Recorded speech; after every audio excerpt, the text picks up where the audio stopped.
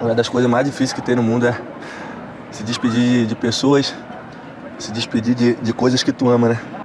Imagina tu se despedir de um clube que tu, quando criança, sempre torceu, sempre chorou na derrota, sorriu na vitória. Tu tem a oportunidade de um dia estar vestindo a camisa desse clube e chegar um dia tu ter que se despedir. Imagine o que passa na cabeça da pessoa. Eu sempre tive o sonho de jogar no Maracanã, todos os sonhos dele, todos os objetivos que ele tem, e que um dia ele possa voltar. E espero, agora falando por mim, espero que um dia eu possa voltar e que todo mundo me receba de braços abertos. Uma coisa, eu saio triste por estar saindo do clube do meu coração, mas saio também sabendo que com a minha venda eu podia ajudar o Flamengo de alguma forma. Fala, nação rubro-negra, impossível não se emocionar com esse depoimento do Gerson. E graças a Deus, 1 ano e meio depois, o Gerson está de volta para o mais querido do Brasil. A gente vai falar tudo sobre isso, também detalhes aí sobre a negociação, sobre tempo de contrato, valor de salário. A gente vai falar também para vocês em relação ao Vasco, que ameaça entrar na justiça para poder também administrar o Maracanã. Complicado isso, né? Não paga nada, mas quer ser o dono da festa. Em relação ao topo do Brasil, o Flamengo está nesse topo da lista da CBF divulgada agora esses dias. Nação rubro-negra elegeu o gol do Pedro como o mais bonito do ano de 2022 e o John, goleiro do Santos, pediu para ser negociado e está na lista de possíveis reforços do rubro-negro para 2023. Essas e outras vocês encontram agora na Flagelo TV, mas antes disso, deixe seu like, se inscreva no canal e vamos para as notícias, que é o que interessa. Incrível! Incrível! Nada é impossível! Isso aqui é Flamengo! E nação rubro-negra, a notícia que todos os rubro-negros esperavam ansiosamente para esse ano de 2023 como reforço é a volta do Coringa Gerson, e isso está confirmado. É uma felicidade muito grande para os torcedores rubro-negros, né? O Gerson, que é um cara que saiu já não querendo sair, chorou bastante, conforme vocês viram no começo do vídeo. Foi até difícil para conseguir editar e gravar depois isso, porque quando eu fiquei olhando as imagens ali, eu mesmo me emocionei com o amor que ele tem pelo mais querido do Brasil. E graças a Deus, depois dele sair em setembro de 2021, pelo valor recorde de 25 milhões de euros, deu mais de 160 milhões de reais, o Gerson, ele se adaptou bem lá ao Jorge Sampaoli, que era o técnico na época, mas depois que o Jorge Sampaoli saiu e entrou um outro técnico, aí o Gerson realmente ficou escanteado, ficou bem triste e pediu para ser negociado com o time do Flamengo. Ele mesmo que pediu para ser negociado, e isso é uma notícia espetacular, porque agora a gente vai poder contar com ele. Ele deve chegar aí com um contrato de 5 anos. Quem trouxe essa informação da volta dele foi o jornalista Júlio Miguel Neto, que em contato com o pai dele, o Marcão falou, ó, Coringa voltou. Terça-feira, dia 22, provavelmente o Flamengo vai falar alguma coisa, né? Ele falou eles vão falar alguma coisa, mas ele devia estar se referindo ao Flamengo. Galera, pelo que chega de informação, o tempo de contrato é de 5 anos e ele deve receber um salário ali de em torno de R$1 milhão.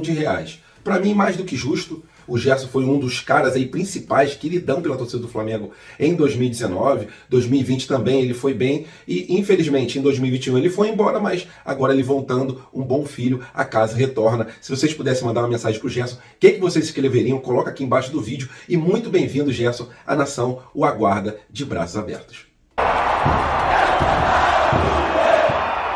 É complicado, né, galera? Não sei aonde que querem chegar em relação ao Maracanã. Segundo o UOL, o Vasco da Gama classificou como absurdo a renovação da permissão aí para Flamengo e Fluminense, que foi cedida pelo governo até abril do ano de 2023. O Vasco também quer administrar o Maracanã, parece que virou a casa da mãe Joana realmente. E o Vasco, que não paga pela manutenção do Maracanã, o Vasco, que não pagou pela troca do gramado, quem pagou é Flamengo e Fluminense, foi Flamengo e Fluminense. Saiu do bolso do Flamengo e Fluminense toda a reestruturação ali do Maracanã, para hoje em dia ele está aberto. Toda a reforma ali interna relacionada ali a lanchonetes, a parte ali de televisão, tudo isso estava entregue às moscas. Aí Flamengo e Fluminense começaram a administrar o Maracanã. Gastam uma fortuna por mês para administrar o antigo maior estádio do mundo, né? E hoje em dia o Vasco quer administrar e ameaça entrar na justiça, segundo o UOL. Então que entre na justiça e que ganhe o não também dos juízes. Eu não entendo Por que esse fascínio todo, essa vontade toda de jogar no Maracanã já que tem São Januário? É complicado, né, galera? Por isso que eu falo, temos que construir um estádio para não ficar nesse lenga-lenga do caramba. Apesar de que, a princípio, em abril, já vai ter a nova licitação do Maracanã e provavelmente Flamengo e Fluminense vençam. Mas o Vasco também, com a 777, vai entrar nessa disputa, com a W Torre também, e tentar a administração do Maracanã. Complicada essa situação, queria saber sua opinião, mesmo sendo diferente da minha, porque para mim o absurdo é o Vasco querer administrar o Maracanã. Mas mesmo se você tiver uma opinião diferente, por favor, coloca nos comentários pra gente fazer aquela resenha esperta. A nação rubro-negra uma situação que na década de 90, na década de 2000, seria muito difícil de acontecer. Hoje em dia, graças à boa administração do time rubro-negro, desde 2013 para cá, a gente está no topo do Brasil em relação ao ranking da CBF. Foi divulgado esse ranking e os 10 primeiros clubes eu vou falar para vocês.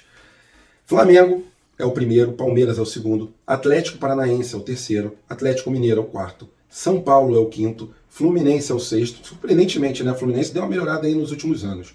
Fortaleza é o sétimo, Corinthians é o oitavo, o nono é o Santos e o 10º é o Internacional. Então, bem legal, né, da gente ver que o Flamengo cada vez mais está galgando patamares maiores e maiores, não só no Brasil, como no mundo inteiro. E essa lista aí é uma prova de que a gente está seguindo no caminho certo. É o que eu sempre falo.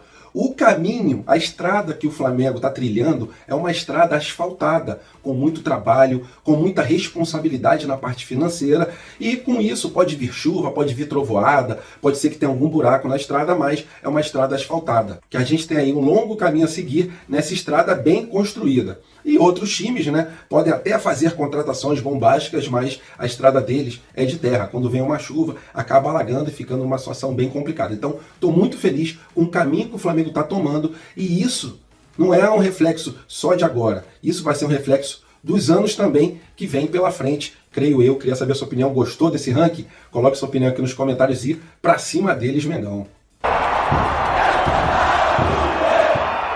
E nação rubro-negra, falando agora sobre a parte do gol do Flamengo. Arqueiro.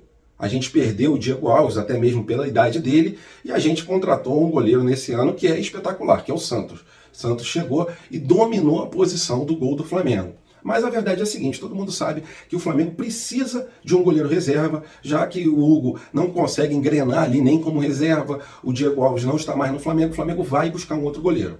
O nome principal para esse jogador, esse goleiro, é o Agostinho Rossi, goleiro do Boca Juniors. É o plano A do Flamengo. Mas, caso tenha algum problema, o Flamengo também tem uma lista de outros goleiros. Um deles, segundo o UOL, é o John, goleiro do Santos. E esse goleiro pediu para ser negociado no meio do ano de 2022, pediu para ser vendido, não foi. Pediu novamente agora no final do ano para o Santos negociar o goleiro. E como é um goleiro que está nessa lista do Flamengo, o Flamengo está de olho, está observando.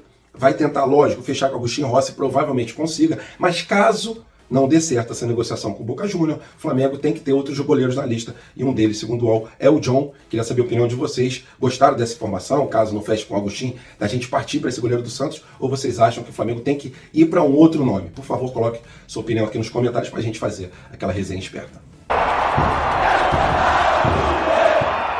E nação, vocês elegeram pelo site do Globoesporte.com o gol do Pedro contra o Atlético Paranaense no jogo de volta lá na Arena da Baixada, como o gol mais bonito do Flamengo no ano de 2022, com uma larga vantagem, né? Em torno de 50% dos votos foram para esse gol do Pedro, que sim, merece ter sido o gol mais bonito e também um dos mais importantes do Flamengo nesse ano de 2022. Pedro, que está na seleção brasileira, e a gente deseja que o Pedro tenha chances, né?